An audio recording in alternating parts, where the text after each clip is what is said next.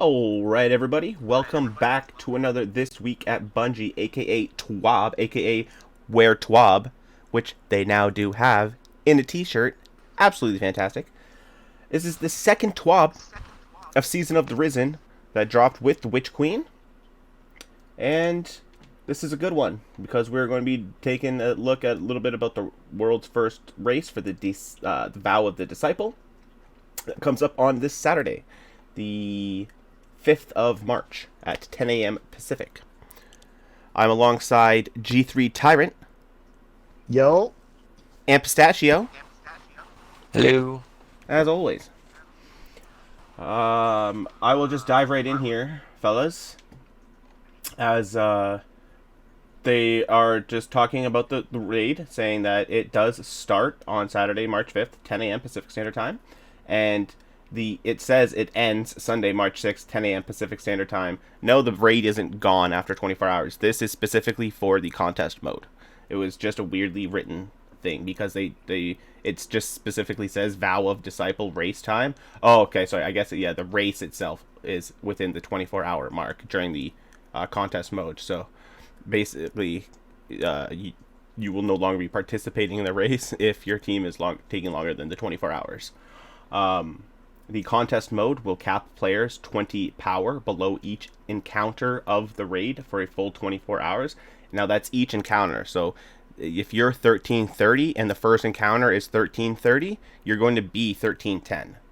But then if the next encounter is a 1340 encounter, you will actually bump up to a 1320 because you're still naturally a 1330. It's just it'll force you down those 20 light levels. Which is included with the artifact as well. Your artifact power is enabled, but it will only provide the benefits to a cap of 1530 for contest mode. After contest mode, you will not be capped and you can go through the raid as you normally do. They said some gear will be disabled in the raid for the duration of contest mode due to general issues that could provide gameplay benefits. While these items may be used in other activities, perks and functionality on the following items will be nullified within the Vow of the Disciple raid, while additional negative impacts to power levels if equipped. So for your weapons, you cannot use the Eiklos SMG, the Imperial Needle Legendary Bow, the Grand Overture Exotic Machine Gun, and the Wardcliffe Coil Exotic Rocket Launcher. There's obviously something happening with them that was causing them to do too much damage or more damage than was intended, or something was breaking the game. Therefore, they don't want anything interfering with the raid for the world's first, so they're disabling them. For armor and mods, the Worm God Karis for the Titans will be disabled within the raid. The Peregrine Greaves Titan Exotic Legs will be again, you can't use them. They'll be Disabled, yeah. Disabled. Thank you. I was just dropping the word. I'm like, I'm help me. Throw me a lifeline. Throw me a lifeline, please. I'm drowning. It's like, what was the word I just said? Yeah, like I wasn't sure if you were looking for a different word. I'm like, yo, somebody get this man a thesaurus. Like, Yeah, seriously. Mm-hmm. I thought he was having a stroke. I was like, maybe you should stop. Take a sip of water. My goodness. Jeez. And the Suppressing Glaive artifact mod will also be disabled. Note that additional items may also be disabled if there are issues found prior to the start of the race, and stay tuned on the Bungie help list for that. The final list will be published Saturday morning prior to the raid. As always, the completion of the first team to complete all counters and loot the final chest and then return to orbit first will be known as the first team to win world's first. There is a belt to win, again, like there is with everyone. The only people to get the belt will be the first fire team of 6 to have the final completion on the final encounter to be declared the winners. It says if any members of the fire team leaves during an earlier encounter, completions will not qualify for them. So if you helped during the first 3 encounters and then something happened and you had to go and someone subbed for you for the boss, you just lost your belt, my friend. So that's just how it has to be. But I'm sure, like, if you're running for World's First here, if you're participating in the race, you're going to have your set team of 6, and everyone make sure they're ready, essentially, is what I would imagine. But it's a nifty belt, once again. They'll be watching all the players. If you complete the raid within the first 24 hours during contest mode, you'll get access to a new emblem, which I'll show up on screen. And then, aside from contest mode, there is a emblem that you can also receive from the raid itself, as per every raid. As soon as you beat it, you'll just get this emblem as well, and I will also show it up on the screen for you.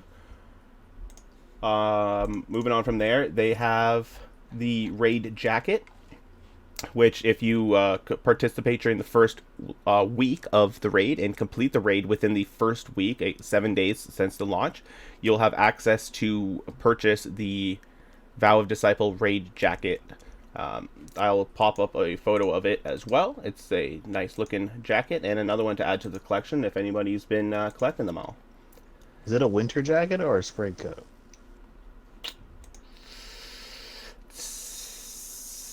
I'm going to go with more so spring coat, maybe fall jacket. Well, let's hope that by the time, because what year are we in again? 2022? So like when everyone gets it 2023, summertime, hopefully they'll be okay. It won't be so hot wearing it. It looks like it's one of these jackets that if you fold it properly, it can be folded into like a square, and like a very small square that it doesn't look like a jacket should be able to fit into. And I'm guessing it's for traveling purposes. This makes a really good traveling jacket, I guess. But I have to also see the material, because parts of it look like it's a lot thicker than it might be, but other parts look like it might not be. Like, it's definitely got that rain hoodie kind of piece, and then, but like, it's definitely not like a snow jacket for winter. Like, definitely not. I'd have to wear something a bit warmer looking than that here in Canada. I got that the Deepstone Crypt jacket busted out here. You know, that's what we got going a year on. later. Yeah. But it's a nice looking jacket. I'm looking more at it, so definitely take a look at that. You'll have the seasonal pin available as well in the Bungie store once you complete the rewards that you need to complete in order to obtain the pin. You'll also get, there's another seal pin. Oh wait, sorry. The seasonal pin is just a regular one that you can purchase. And it's a reward for those who complete the raid before the season concludes. Okay, so you do have to complete the raid specifically to get this seasonal pin. There is then the seal pin, which is for the seasonal title that you get. It's like your typical one, like you have your Dredgen as your Gambit, but it's just for the season. Like there's chosen one for the season, the chosen, and whatnot. So once you finish everything you need to do for the seal, you can then purchase the pin off of the Bungie store as well. They say, moving on from there, they say the feedback never stops, and they wouldn't have it any other way. Since the release of the Witch Queen, the team has been collecting and consuming player feedback, paired with some late night playing and content alongside us. The team has identified a few areas of improvement, and some things take a bit of time to address, as they want to make sure that the fixes that they implement do not create more issues for them to solve. That said, the team has a plan of action for the Wellspring weapon drop rates, the Ascendant Alloy drop rates for weapon crafting, and some general notes on areas that they're looking at for the future for Gambit tuning. They say here the Wellspring weapon drop rates. Once you've completed the Witch Queen's campaign and have begun to engage in the endgame, a new activity appears in the Throne World called Wellspring. This is a fun 6-player match-made activity offering offensive and defense variants of the activity on a daily rotation. In the Wellspring, players can earn 4 Throne World-themed weapons, offering a variety of perks to mix and match for some fun combinations. Each of these weapons can be crafted, and some of them are required for progress on the evidence board quests from the Enclave, in a patch targeting next Thursday, which is today. So this will have already been patched by the time you guys are hearing this. They will be increasing the drop chance for both standard and deep sight resonance versions of these weapons. I have yet to play Wellspring today, but I will be playing some more later on, so I can see if I feel like the drop rate has increased. But I also haven't seen anybody say anything about it today either like no good, no bad, just nothing. So I guess it just hasn't not enough people have played it yet to really get a good insight on that. Yeah, I'll be waiting for your feedback before I go for the grind. Yeah, I don't do Wellspring. PvP player. Try some PvE stuff. Have some fun. I do. I mean, I just did Avarice with you today. This is true. You did do the Grasp Avarice with me, and that was fun. I do love that dungeon. The Ascendant Alloys. They are used to craft for the enhanced traits for your weapons, and they are a bit of a cost. And some of the Ascendant Alloys are a lot harder to get, and their end game rarity coming from higher level difficulty activities. So in addition to the changes mentioned above, they are increasing your chance of receiving Ascendant Alloy through Master Wellspring completions, not just by the difficulty tier of the activity, but also based on your completion level. This will mean a higher chance at earning the Ascendant Alloys for Gold and Platinum completions, which can be earned by defeating champions and completing the activity quickly. They'll also continue to monitor and adjust the rates as the season progresses. You can also replay the Witch Queen campaign missions once you unlock, and I'm not talking about when you hit the throne world and you go to the bottom and it's just replayable Witch Queen and there's normal legendary. I mean when you unlock it through Finch in the throne world, when you unlock it partway through his leveling thing and all the perks that you can claim from him, you'll unlock a difficulty added for the campaign, where you can play it as a regular mission, as a 1550, and then as a 1580. And you have, for the 1550 and the 1580, you have a chance at getting the Ascendant Alloys as well. And you can also get a Pinnacle from this. So be sure to check that out to unlock that as well. Moving on, they want to talk about some Gambit tuning.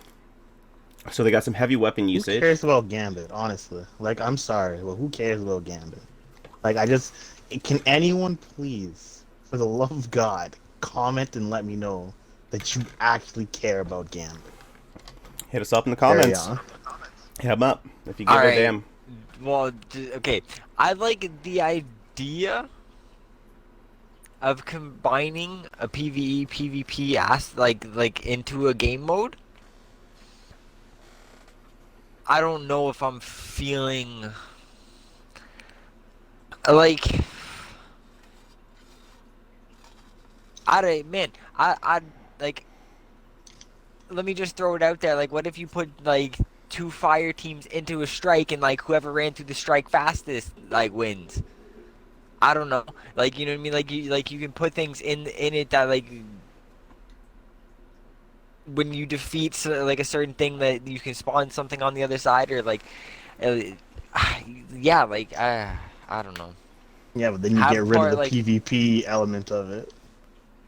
Well, no, but like you can have parts where like you stop, like when you stop and whatever, your ghost has to do something. You know, like you can deposit motes there to then, you know, spawn things in front of them, or even spawn yourself on the other side. Like, so say like make it 20 motes to spawn yourself on the other side then. You know, stop them from progressing in the strike. Yeah. But then, I mean, like, strikes are already kind of long. Okay, so, like, make it something a little bit shorter then. I don't know, like, instead of just making it being locked into this one area. Yeah. I don't know. Yeah. Just, make it like I'm a race through a map instead of it just being, like, go around the circle on the map, grab the motes, come back to the center, beat boss in center. Mm-hmm. Definitely need something. Gambit, that's not it, man. Not it. Regardless, I'm going to read these changes. Go for so it. The heavy weapon usage, with heavy weapon ammo being available from clearing fronts as you collect motes, it's becoming far easier to have a tracking rocket or 2 in the tube, prepped and ready for impending invader. Gallahorn packs a particularly decent punch, especially with the tracking Wolfpack rounds after detonation. The invader frequency, while tuning to general invader frequency, has helped reduce back-to-back invades from occurring as often. They're still seeing some general feedback that it can be difficult to handle invaders, especially during the primeval phases. And then it says primeval phase health. With the changes to the primeval healing, they are seeing some reports of lengthy boss phases thanks to some skilled invaders. They appreciate all the feedback, and they'll have some more reports. So they didn't say anything that's getting there. Those are things that they're just getting looked at right now. They don't have an actual change for them currently. Moving on from there, they just have the Prime Gaming rewards. We have some stuff for the Hard Light. They want to talk about the Steam Deck and Destiny 2. Earlier this week, a help article went live containing information about Destiny 2 on the Steam Deck, and they like to provide some additional information as to why running Destiny 2 on Steam OS and Linux is currently not supported. So you cannot run Destiny 2 on the Steam Deck.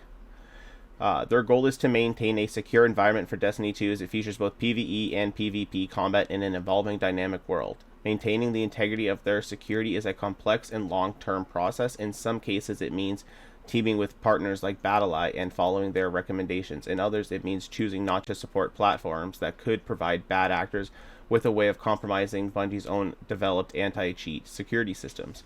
The Steam Deck is not a supported platform, and using the device will trigger their automated security systems to see usage as a potential threat to the community.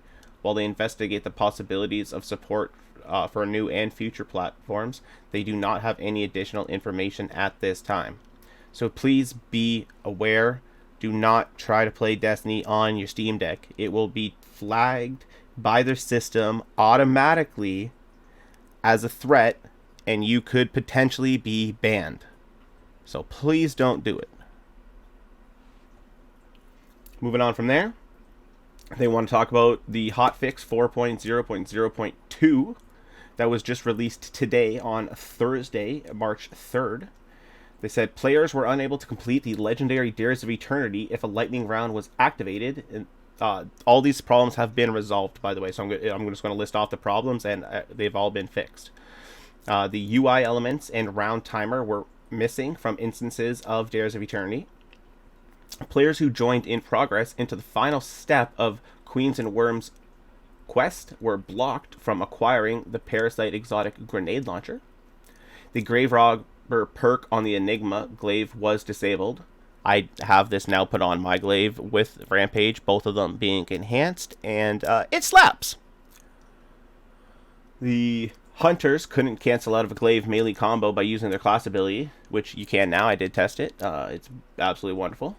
The reduced damage debuff from the Renewal Grasp's Hunter exotic arm only applied on enemies briefly during the initial impact of the Duskfield grenade. The Overload auto rifle and SMG artifact did not disrupt the health regeneration of Overload champions after a stun, and the synth cord couldn't be deposited into the Loon for an armor synthesis. So those have all now been fixed. Moving on from there, they said the enhanced 1-2 punch trait has been disabled because of an exotic that was allowing it to deal more damage than intended, aka the Titans, Paragon, Greaves, and the Worm Crown Cuirass. So, way to go, guys. Way to go. The enhanced pulse monitor trait has been disabled, and so while the enhanced has been disabled, and you do not have to actually switch it off of your weapon because it obviously costs crafting components. It'll just be treated as the regular version of it in the meantime, which I think is at least kind of decent, instead of it making it completely useless and having to go spend your crafting mods to replace it when it's not your fault. That'd be jokes. Yeah. Wellspring armor rewards. Players who aren't getting rewards to drop from the Wellspring activity should be sure to claim any available armor from Finch, the Throne World vendor. Claiming this armor should allow the rewards to drop correctly from the Wellspring activity. That's because the Wellspring activity was in a loot pool, and you need to unlock the items in the loot pool. It's the same thing like in a raid. When you get a bonus chest in the raid or in the dungeon, you don't get anything in that chest because there's nothing in the pool until you've actually unlocked it in the first place, which is actually makes it a little bit easier to target farm some of the weapons. So if you don't claim any of the armor, you're guaranteed a weapon out of that chest essentially every time, instead of a piece of armor. Like, I always get like boots or whatever because I only had the boots unlocked, and I was like, why am I only getting boots? And I realized, oh, it's because I only had the boots unlocked. Or it would be the weapon. So you can get on some of the other weapons unlocked from there that aren't just stuck behind the Wellspring, that you can still get from there. So you can be sure to do those. Although unlocking a few of the pieces of armor isn't the worst thing, because I've been getting a lot of them drop at like 64 to 66 base stat. That's not bad at all for a normal activity. So it's just Wasn't the not distribute. claiming the armor what was causing the fact that I was getting nothing out of the chest? Yes, that's what they're talking about here. So like people who aren't getting anything Yeah. should go reclaim some rewards so that they're in the loot pool now. I did not. Ain't about it. There's some more known issues. They are currently, the glaive mods are not dropping from legendary engrams. Didn't even know there were glaive mods. So, aside from the one glaive scavenger that we got from the seasonal artifact. So, multiple seasonal armor sets are no longer available to equip via armor synthesis. The no time to explain time portal will continue to shoot at defeated enemies. You stay dead, That's you bastard. hilarious. I said stay down! Yo, yeah, like that's It knows about the ghosts, that's bro. It's a ridiculous. preemptive strike. Jeez, man. Oh, I love it. It's getting ready for the Lucian Brood. It was already born ready. Right? Titles gilded in previous seasons are displaying guild count instead of the earned title. That's what we were laughing about. We were seeing people that were going around that just had like a 2 or a 3 in purple with Yeah. no title. The Osteo-Striga Catalyst shape cost is required for subsequent reshapings of the weapon. Ooh, that's expensive nasty. because it takes 3 alloys to hit it Yeah. with the catalyst. That's expensive.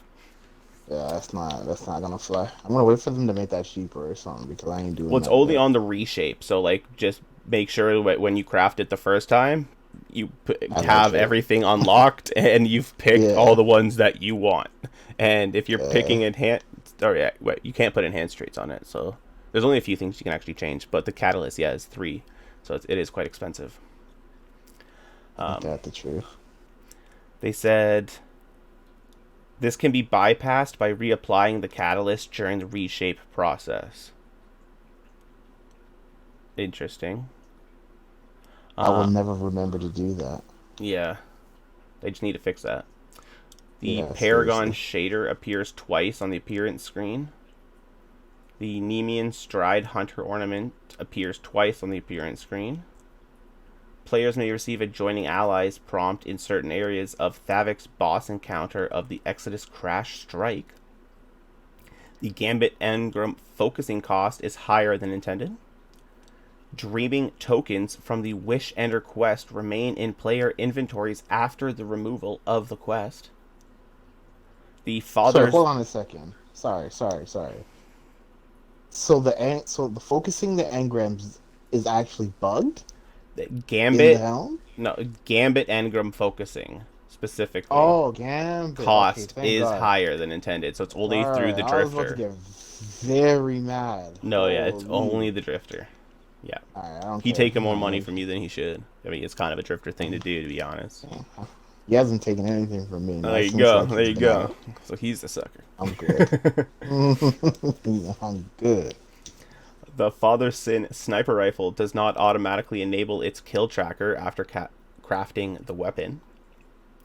The Aeon Safe Exotic Titan gauntlets are missing a gold stripe. The Logic Exotic ornament for the Lament is backwards when equipped. I have to look at that. That's hilarious. Oh no, I want to see that. Yeah, I have that, so I'm gonna have to take a look at that. The champion mod UI indicators on player's weapon will disappear after leaving a rift utilizing in the Secant Filament's exotic warlock legs perk. The reshaping the Enigma questline can become stuck on the final step for some players. Pistachio had that exact problem. Yeah, I was about to say, wasn't that his exact issue? And the Ascendant Alloy purchase from Limit on Master Raoul did not refresh at the weekly reset. Yeah, I know. We had words with him. We had words. He had one I'm job. telling you, his kneecaps, bro. His Yeah, kneecaps, one dog. job. So, for a full list of issues, go to the known issues article. But moving on from there, we have the movies of the week. The first one is A Tale of Two Ghosts. And the next one is Dynasty from My Name is Bife, which I've Shout out to the big home watched. life. Yeah, I've watched many. I've actually watched it twice. I watched it the first time, then I know Just it started got watching this taken actually. down, and it got put back up. So I wanted to give it another watch again, and it fits in with the Witch Queen storyline so perfectly that it's beautiful, and I can't like recommend it enough to watch. It is absolutely incredible, and an absolute team of talent behind everybody in that video, or who helped make that video Definitely and just everything. started watching it, man. I've been having a blast with it so far. Yes. The artists of the week are next, which are always fantastic. I love these every week. There's always some good stuff to check out. And then they said thank you for joining for another TWAB. They're looking forward to the raid race this Saturday. They're also looking forward to the sleep schedule getting back on track. This last week has been a full late nights than they're used to, and thanks in part to the legendary campaign and some sweet narrative content to chew on. If you haven't already, they highly recommend digging into the Season of the Risen quest line for this week. It's a wonderful to dive even deeper into the backstories of the character that they know and love, and if they even though they can be somewhat dark. Before they go, they wanted to give a shout out to everyone that's been donating in the Game to Give charity initiative.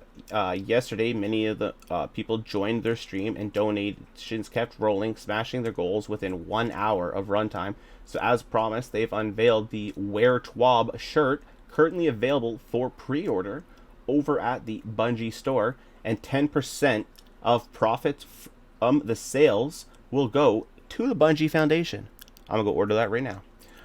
So that's absolutely fantastic. I love the design on the shirt. I'll throw that up on the screen for everybody. It looks hilarious, and yeah, it's that'll do it for the TWAB. There doesn't seem to be anything. That's all. It wasn't a very long TWAB. It was just kind of getting everybody ready for the raid this weekend, and boy, am I ready! I've already planned to order in some food, and I will be watching the raid race all day. So I'm excited to see who gets first. So I'll have a few different people on that I'll be checking on. So, and yeah, you guys have any final thoughts here? Um, can they please fix PvP? Can we get there? Can we get more stuff for PvP? That'd be great. Okay. All I'm asking for. Some PvP love. Some PvP love. Okay. Also, by please, Jesus mercy God. What? The next 3.0, let it be Arc. I want Arc changes, man. I'm dying to see what they do with it. I'm an Arc Titan main, and I'm just dying to see it, dude. Yeah, I would really like to see some art changes because I'd love to see that. We'd love to see that. We'd love to see that in art changes. We'd love to see that. Pistachio, anything you'd like to add there, bud? No. All right. Well, that'll do it for this TWAB, everybody. I hope you guys have enjoyed it. If you did, it'd be absolutely wonderful if you could hit that like button, and please do consider subscribing to the channel for more content in the future. And until next time, have yourselves an absolutely wonderful day. And as always, stay hydrated, as hydration is key. See you guys later. Sorry, I was in the middle of burping, yo. Not even gonna lie. Jeez.